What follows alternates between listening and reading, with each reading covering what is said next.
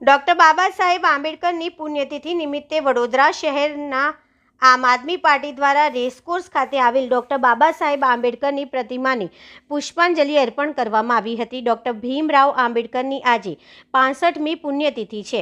Baba Saheb Ambedkar 6 December 1956ના રોજ અંતિમ શ્વાસ લીધા હતા.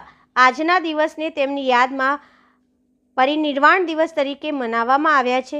આંબેડકર દલિત વર્ગને સમાનતા આપવા માટે તેઓએ જીવનભર સંઘર્ષ કર્યો હતો. આજના આ ખાસ દિવસે વડોદરા શહેર આમ આદમી પાર્ટી દ્વારા વડોદરા શહેર રેસકોર્સ ખાતે આવેલ ડૉક્ટર બાબા સાહેબ આંબેડકરની પ્રતિમાને પુષ્પાંજલિ અર્પણ કરવામાં આવી હતી. આ કાર્યક્રમમાં આમ આદમી પાર્ટીના પ્રમુખ અને આમ આદમી પાર્ટીના કાર્યકરો ઉપસ્થિત રહ્યા હતા.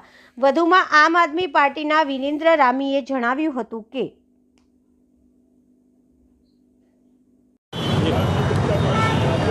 વડોદરા શહેર આમ આદમી પાર્ટી દ્વારા આજે રાજનેતા, કાયદાશાસ્ત્રી, તત્વચિંતક અને જેણે બંધારણની અંદર ખૂબ મોટો સિંહ ફાળો આપ્યો હતો એવા આપણા ડૉક્ટર બાબા સાહેબ આંબેડકરની આજે પુણ્યતિથિ છે, ત્યારે અમે એમને શ્રદ્ધાસુમન અર્પણ કર્યા છે, કોટી કોટી વંદન કર્યા છે. પરંતુ તમે જુઓ કે આ વડોદરા મહાનગરપાલિકા દ્વારા ક્યાંક ને ક્યાંક ચૂક રહી ગઈ છે.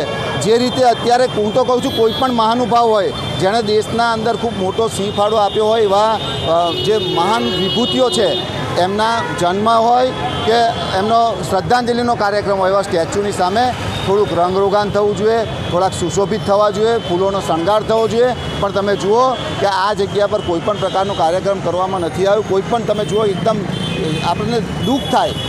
અને બાબા સાહેબ આંબેડકર તો વડોદરાની અંદર રહેલા છે, તો સ્વાભાવિક છે કે એમનો નાતો છે, ત્યારે આ બાબતનું ધ્યાન વડોદરા મહાનગરપાલિકાએ અને શાસક પક્ષે રાખવું જોઈએ.